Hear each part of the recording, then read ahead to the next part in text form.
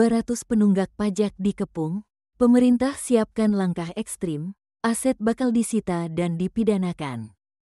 Jakarta, pemerintah mulai kehilangan kesabaran terhadap para penunggak pajak kelas kakap.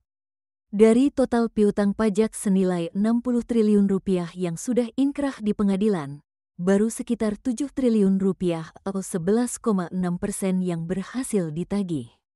Direktorat Jenderal Pajak, DJP, menegaskan, tak akan ada lagi toleransi bagi wajib pajak besar yang sengaja menunda pembayaran kewajibannya. Direktur Jenderal Pajak Bimo Wijayanto menegaskan pihaknya menyiapkan langkah ekstrim untuk memaksa para pengemplang pajak melunasi utangnya. Tak hanya penyitaan aset dan pemblokiran rekening, DJP juga membuka opsi pencekalan hingga pemidanaan melalui gijzeling atau penahanan badan.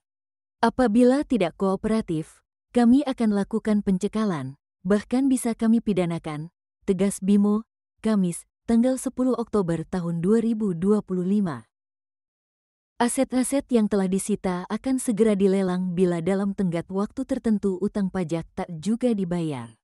Untuk mempercepat proses ini, DJP bekerja sama dengan Kejaksaan Agung dan Otoritas Jasa Keuangan, OJK, dalam pelacakan aset serta penagihan.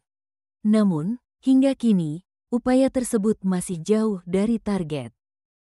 Menteri Keuangan Purbaya Yudi Sadewa menyebut pemerintah telah mengantongi daftar 200 nama penunggak pajak besar yang didominasi perusahaan besar.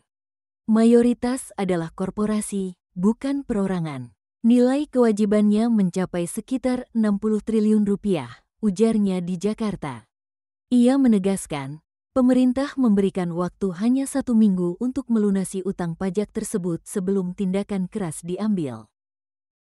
Dalam waktu seminggu akan saya paksa bayar. Kalau tidak, mereka susah hidupnya di sini, tegas Purbaya.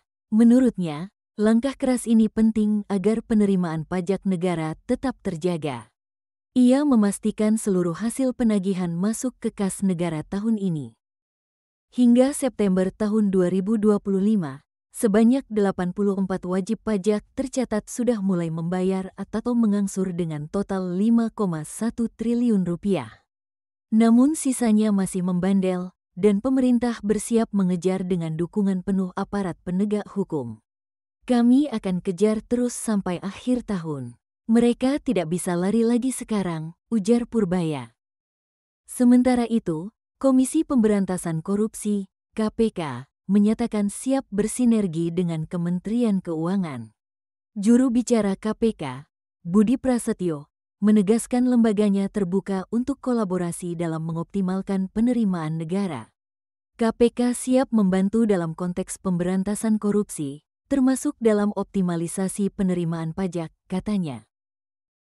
Konsultan pajak Raden Agus Suparman mengingatkan bahwa penagihan pajak bukan perkara mudah. Meski langkah tegas bisa memberi efek jera, hasilnya bergantung pada kondisi keuangan wajib pajak itu sendiri. Kalau perusahaannya memang tidak punya uang, mau dipaksa pun tidak akan membayar.